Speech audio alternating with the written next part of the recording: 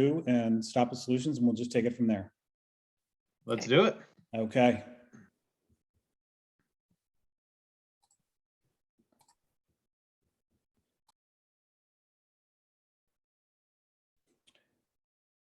Hi, Ashley, Laura, this is Chris Rooney. How are you? I am fine. Can you hear me? I can. We can hear you very well. Okay, great. I want to introduce you to Matthew Toth. Matthew is with Stop It Solutions. Do you know anything about Stop It Solutions? Not a whole lot more than what I read in the descriptor, but that's about it. That's fine, and I appreciate you allowing me to put you on the spot right there. Oh no, it's okay. Matt is a part of a great team of people that work with us. I'm the Director of Business Services for AESA, but Matt and his team is phenomenal. They do everything from assisting grant writing to our members and then to the districts we serve, but they're very, very successful in what they do. It also helps that they have an outstanding product and how they service the needs of our students is quite impressive. So without further ado, I'm going to turn over to Matt, and he's going to take us through our webinar today. Okay. Thank you for All joining. right. Thank you very much, Chris, and thank you for all of you that are trickling in at the moment. So just a little bit about myself and Stop It Solutions. My name is Matthew Toth. I'm our Vice President of Partnerships here at Stop It. And Stop It is a business partner of AESA. We have a long history of working with and servicing both ESAs, ESCs, as well as direct to district too. So really just a broad overview of our company. We really focus on student and school safety, as well as student and school mental health. So what I'm going to review today in our webinar is go over a little bit of the why, what we're seeing out there, why we bring our technology and our services to the country, and why it's important, especially now. A little overview of our products, services, and technology that is available. And then a little bit about our favorite funding source, although we do work with multiple funding sources. If you have any questions throughout, please pop them in the chat. I'll either stop midway and answer some, or we'll just get to them right at the end. All right, so without further ado, let's go ahead and start here. So across the country, what we're seeing is that millions of students are hurting themselves and others. This comes in the form of physical harm, verbal harm, even digital harm, especially since the pandemic, in the forms of fighting and harassment. We're seeing depression and eating disorders come up, sexual abuse, hate crimes, and so on. And if these are left unchecked or unnoticed, they can definitely turn into lethal. Across the country right now, we're seeing, it seems like almost every day, we're seeing a news article come out around a shooting or a student suicide. And it all stems from some of these at-risk behaviors that are cropping up throughout the student's lifetime. And we see about 750,000 victims of school violence annually. Nearly 17% of teens have considered suicide. 28% have been sexually victimized over their lifetime, and nearly 60% have been bullied or harassed online. And 17% have harmed themselves at least once. And of course, those statistics were all before the pandemic. The pandemic has had a significant toll on the mental health of students, of parents, and of staff members. 1 out of 5 children and adolescents experience a mental health problem during their school years. So we have, over 5 people on this call. If we all think about a child, whether it's our own or a student that we mentor or coach or teach, at least one of those will experience a mental health problem during their school years. And it's not just a statistic. We hear stories all the time. Is anybody here on the call familiar with a structure called the Vessel? It's in Hudson Yards in New York City. It's a big beehive-looking staircase. It's beautiful, that connects shops and restaurants and business offices. And last July, a 14-year-old boy with his family climbed to the top of it. And the reports say he didn't say anything and just walked off the top in front of his parents, in front of his sister, in front of his grandmother. And as of that time, the structure was open for 18 months. And in that 18 months, that was the fourth suicide of a teenager from that structure alone. So we have the statistics we're seeing, we have the stories. The mental health issues in this country from students are at an all-time high. And even of those students that raise their hand and say, yes, I am depressive, or I have a depressive episode, 60% of those, which equals 3.8 million, ages 12 to 17, that reported a major depressive episode did not receive any treatment. They did not get counseling. They didn't have the proper resources. They did not receive any treatment. And the number of children aged 6 to 12 who visited children's hospitals for suicidal thoughts or self-harm had doubled since 2016. Clark County, Nevada, the 5th largest school district in the country, doubled the number of suicides in 2020 than it did in 2019. This prompted school officials to bring students back to school as soon as possible, even before they were ready to, from the pandemic, because of the significant toll it was having on their students. And it's not just large school districts either.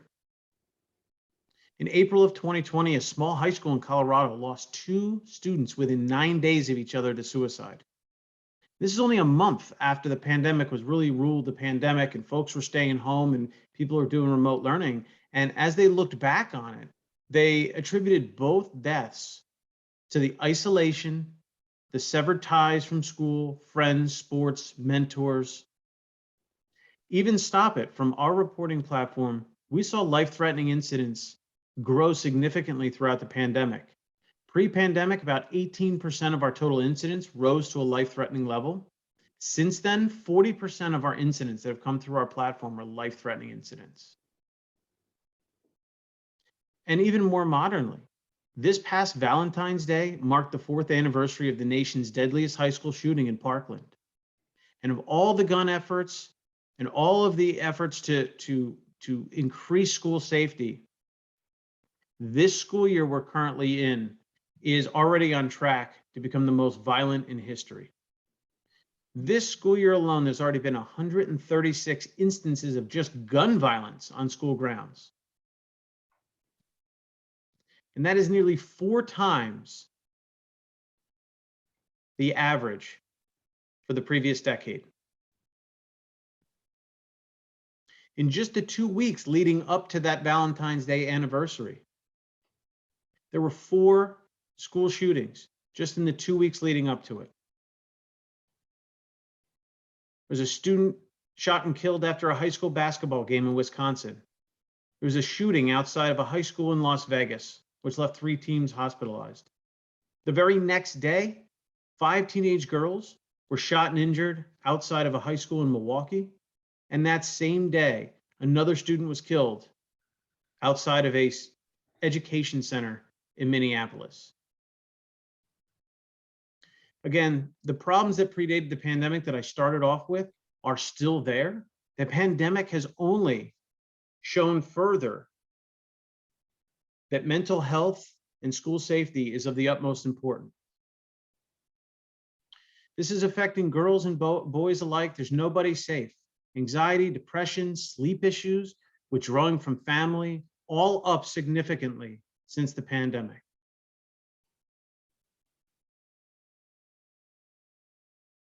This here is statistics from Schools Network, so a monitoring and surveillance platform on a school's network. The 2 time periods are from the first 3 months of school year 1920 before the pandemic and the first 3 months of the school year 2021 after the pandemic. They saw a 66% increase in incidents, 83% increase in suicide and self-harm talk on a school's network, 63% increase in violence toward others, 135% increase in nudity and sexual content, again, on a school's network, sharing these on Google Drive or in emails and things like that. And almost a 60% increase in drug and alcohol. This is talk, keywords, pictures on a school's network.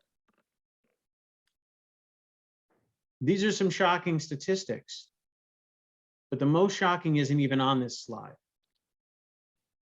In that first group before the pandemic, just 4% of these incidents were from elementary school. Post, 13% were from elementary school. So these problems aren't just high school problems. These problems aren't just middle school problems. As students younger and younger get access to cell phones, to the internet, to one-to-one devices, as they were working from home or learning from home, they also had access to older siblings, cousins. They're going to more daycare centers with larger groups and more diverse grades and ages. They're learning things younger and younger. So again, bullying, harassment, mental health, suicide and self-harm is not just a middle school and a high school problem anymore. But we know these things are happening. And the problem is, in some of these acts, somebody witnessed these behaviors and did nothing to intervene. 4 out of 5 teens who attempted suicide given clear signals of their intentions to others. In 85% of bullying episodes, at least one peer was present and 2 peers or more in 50% of the cases. 3 out of 4 folks have spoken with others before they carried out their school attacks. They said, hey, do you feel like me? Join my team. Or, I don't know where to get a weapon. Do you have a gun? I don't know how to do this. And even the FBI, when they investigate, 80% of mass shootings are preventable due to the presence of early warning threat indicators. So again, these things are happening. There's signs and there's signals and there's indications before they're happening as well. And it's not just students. The pandemic has taken a tremendous toll on the staff members, the administrators, and the parents of these kids. Just take a second and read some of these quotes on the screen. I'll read a few for you. It's the most difficult period in public education in my 23 years. School staff have been bitten, spit on, kicked, punched, urinated on, and hit by thrown objects. Do any of these sound familiar, or any of your members coming to you, the teachers, things like that, and just saying this is the roughest 2 years that we've seen in education? All of these quotes, can you guess what state they're from? All of these quotes are from educators and leaders and administrators from a single state. Anybody guess what state this is from?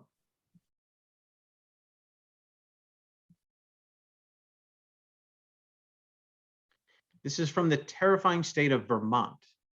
So if it's happening in Vermont and these types of things are happening there, it's happening everywhere. Here's another quote from the same article. Principals across the state are saying that teachers are more stressed than they've ever been and that students are more dysregulated. And when a student is dysregulated, they can't come into a classroom and learn. They can't come into a classroom and behave. They can't come into a classroom and do what they're there to do. But most importantly, a teacher, a counselor, an administrator, if they're dysregulated, they cannot regulate a dysregulated child. So here's a quote from Dr. Bruce Perry. A regulated, calm adult can regulate a dysregulated, anxious child, but a dysregulated adult can never calm a dysregulated child. So the effects of the pandemic are having on the counselors, the teachers, the administrators. They're coming into school stressed, right? With just 2 slides ago, all those quotes.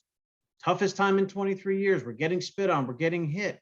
That doesn't sound like quotes from a regulated adult. And if they're not regulated, if they're not in a good mental state, they cannot teach, they cannot help. And the problem is we're seeing dysregulation throughout our students, which is leading to more gun violence, which is leading to more mental health issues, suicidal ideation, cutting and self-harm, all up exponentially in the last 2 years.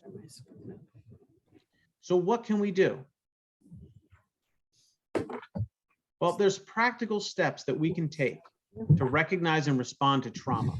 Provide support to those who've endured mild or intense anxiety, fear, isolation, and depression. Taking steps to gain control over one's circumstance may assist those experiencing trauma to alleviate some of the effects they've experienced, right? Making sure that they understand how they feel. Their feelings are okay and their feelings are normal. But how do we express them? How do we help them? So what are some things that educators and districts can do to help mitigate some of these effects that we're seeing on mental health and school safety? Well, the very first, and we're all doing this, create a positive, safe, and affirming school environment. Expand social and emotional learning programs and other evidence-based approaches that promote healthy development. Teach folks and train folks how to recognize signs of changes in mental and physical health among students. You want to be able to recognize these things early enough that you can take action steps before they escalate into something more serious. Provide a continuum of support that meets students' mental health needs, including evidence-based prevention practices and trauma-informed mental health care. Expand the school-based mental health workforce and support the mental health and trauma awareness of all school personnel.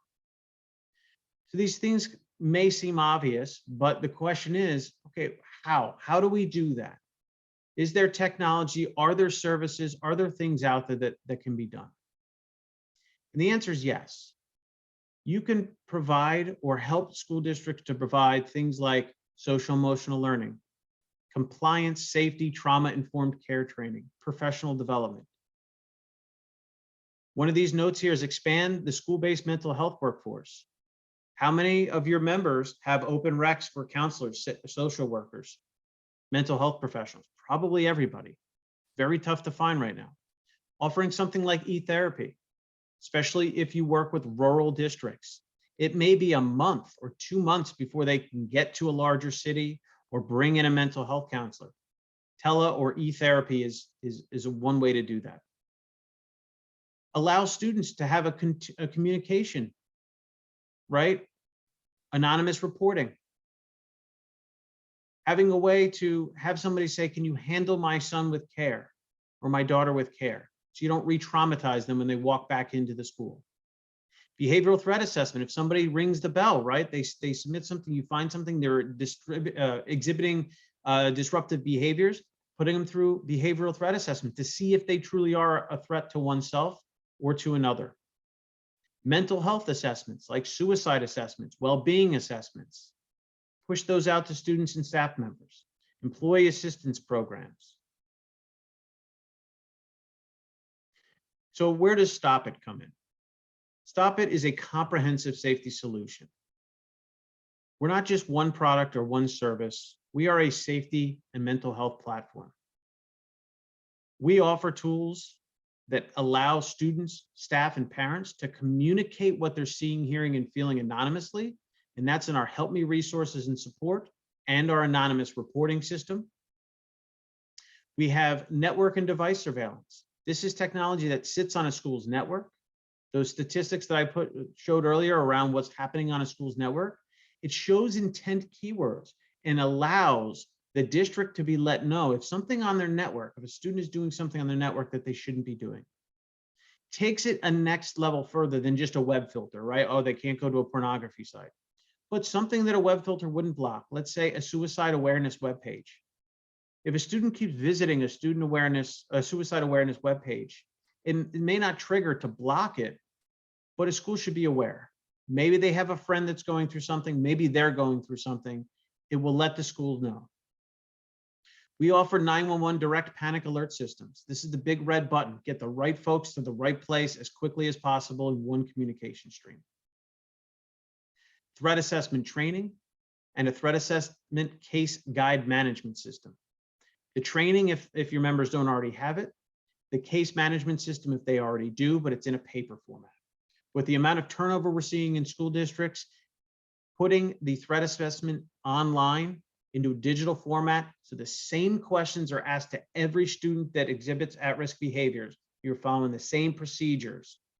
No bias involved, nothing. I know their parents, any of that stuff. They follow the exact same steps so they can be assessed. And then finally, preventative measures. SEL and wellness training centers, mindfulness, resiliency, all types of different training platforms that we can push out to students and staff and parents. Again, all to create a healthier mind, a more resilient child, parent, and teacher, so that we're keeping our schools safe. I really want to go back and focus on the first two for just a moment, our Help Me resources and our anonymous reporting platform. These are our base platforms. These are what most folks know us for. These are both two very similar platforms. The anonymous reporting system is just what it says. It is an anonymous way for students, staff, and parents to report what they're seeing, hearing, and feeling. We have full reporting on the back end so that folks can take action on the tips that they're getting from the school. Two-way anonymous communication so that you can have that conversation to get more information, or you can surface resources if somebody's asking for help. The Help Me resources and support technology is very similar, but it's more focused on connecting folks with resources. So the first option in this app is all of the local and national resources that are available to the student, the parent, or the staff member. Schools have so many resources out there: food drives, where to get clothing, where to get shelter, the hotlines, every type of hotline out there. A lot of times they have different programs going. They have landing pages with all sorts of resources. They have newsletters they send out. Getting it all into one area so somebody doesn't have to call the front desk and ask a question that may be embarrassing.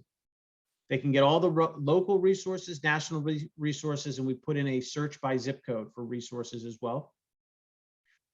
They can also reach out to the school for help as well. So they can directly ask anonymously for some of these resources, or similar to anonymous reporting, report something that they're seeing, hearing, or feeling. And in both cases, in both technologies, we've also partnered with Crisis Text Line. So if anybody on the call is not familiar with Crisis Text Line, liken it to the 1-800 National Suicide Hotline, but via texting. It's 24/7 access to licensed crisis counselors to help a student, a staff member, or a parent that doesn't want to go to their school, doesn't want to necessarily go through their EAP program, reach out to a licensed counselor to get them from a hot place to a cold place. And with our technology, we cover, in our services, we cover over 4 million K-12 users on our platform, 7,000 schools in 49 states. We've seen over 150,000 incidents come through our platform. Of those, 40,000 have been life-threatening. And of those 40,000, 10,000 were escalated, either directly to the district or to local law enforcement.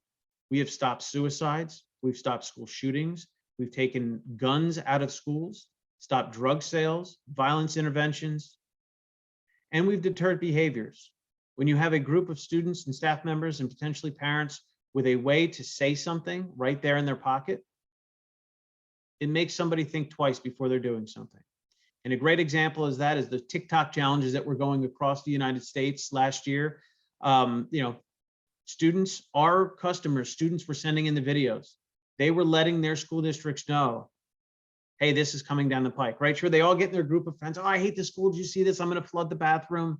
Yeah. Go ahead and do it. And then I don't want my bathroom blowing up, right? I don't want it flooded. Where am I going to go to the bathroom? So they send in a video. Schools can be prepared. I believe it was December 17th, again on TikTok, there was a national bring a gun into school thing that was going on and shoot the school up. We were able to send a bulletin out to all of our customers, letting them know. We saw a large influx of incidents, over 2,000 incidents across our platform just that week, from students worried, anxious. It allowed schools to beef up security and be prepared. Thank goodness nothing happened that week. And because of all of this and our technology and our solutions, as Chris mentioned at the top, we are a AESA business partner. And this relationship was formed to provide mental health and wellness and safety programs to ESAs nationwide. And in just 2019 and 2020, through the Stop School Violence Act, we submitted 17 applications. We were awarded 12 of them, totaling $7.1 million. We've impacted over almost 700 districts, and money back to ESAs and our partners to offset administrative costs, $1.2 million. We won another 6 grants this past grant year as well. One in New Jersey, one in Indiana, one in New York, and a few larger districts as well. And we work all around the country. So the boxes here you can see are some of our grantee partners. This is just 2020 partners, but you can see our school districts spread out throughout the country. Our STOP Act awards, the ESAs, cover over 600 districts, 1,900 schools, and almost 1 million students. And I mentioned one of our favorite or preferred funding sources is our Stop School Violence Act. So this is a school safety grant by the Department of Justice. It gives $100 million every single year for schools, for ESAs, and other nonprofits in the educational world to apply. You have 3 years to use the funding, and you can apply for the grant annually. The timing, the grant just dropped. The timing is the application is due June 20th, and it usually takes about 1.5 months to 2 months to write the grant, as most of you are familiar with. So if this is something of interest to you, we would need to know, or need to at least know your intentions of interest just in the next few weeks to bring something like this to your school districts or to your members. Stop It provides 100% of the grant application services at no cost to you.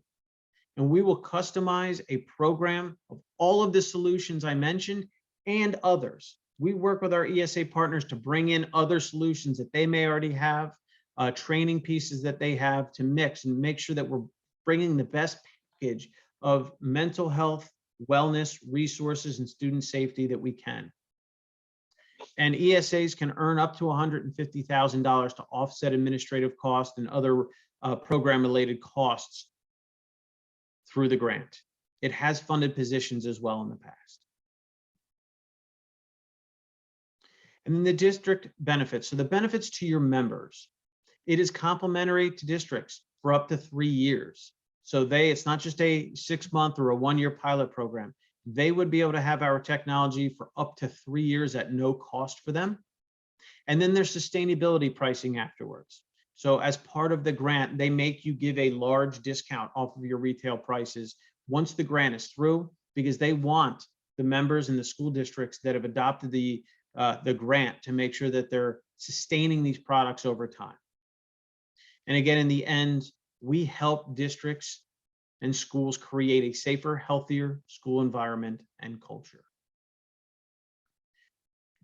So with that, is there any questions that I can answer for you? We had a couple of good questions already, but I'm happy to answer any questions.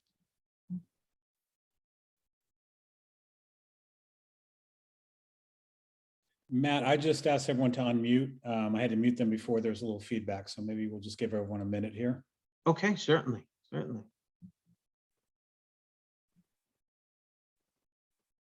Matt, can you just give us a quick thumbnail of the grant deadline is June 20th. Could you tell us just kind of how someone may work with you and the team there to get that grant off the ground?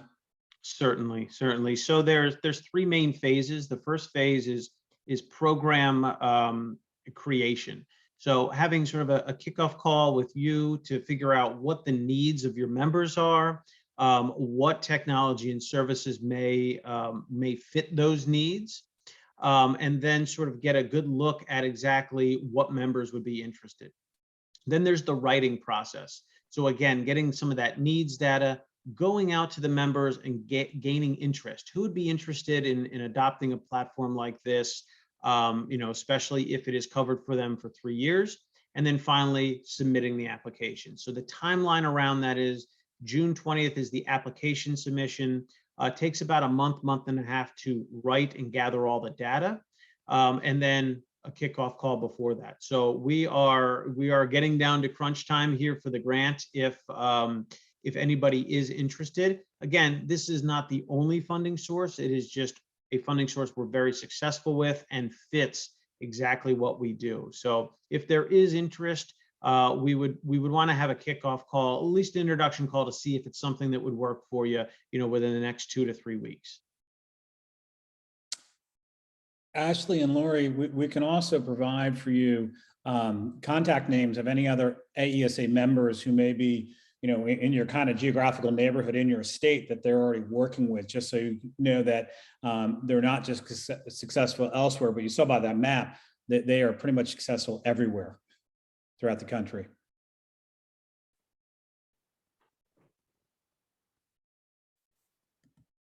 That would be good if you have any information about North Carolina, specifically Western North Carolina. Certainly, I can give you some information there. I'll follow up with you after the webinar just to get more specifics. But in North Carolina, for anonymous reporting, there is a statewide solution already in place. So where we're starting to see interest in North Carolina is with our Help Me resources. So it's connecting the community, it's connecting parents and students with the resources that are available at the school. So where it's more of that mental health, do you need help with something and resources? Again, sure. Can they report a bullying incident? Can they report some things that they would typically report in an ARS? Absolutely. But if there's already a program in place there, we've been very successful with the idea that students are thinking school safety, bullying, guns through that anonymous reporting. Everything else would go through this Help Me app. Right, and that makes sense. I would love to connect with you a little bit further. I just unfortunately can't do it today because I've got to go drive a yellow bus route to get the kids home. You are wearing all the hats. There you go. Yes, my high school and middle school kids will be waiting on me here in just a few moments to go deliver them to their home. But I definitely would like to connect with you just about a couple of the options, because I do know that we have the, See Something, Say Something program, and, we already utilize that. So, just curious what some more customizable options could potentially be. 100%. We'll be supplying Matt with everyone that was on this today and everyone Okay. who registered, so that he'll have your contact info and we'll just go from there. Okay. Okay, perfect. That sounds great. Thank you so much. Great. Thank Drive you very much, safely. Ashley. Yeah, drive safely. I'll try my best. That's the goal. It is. Thank you. Thank you. Lori, if there's anything we can do for you, just please go ahead and ask. Oh, I think we're doing fine here. I've been working with the schools, helping promote it. And then the new, we've put it on our site and stuff like that to help the schools. And I go personally and go speak to the superintendent. So I think we're doing good. It's just a matter of getting them to access the site.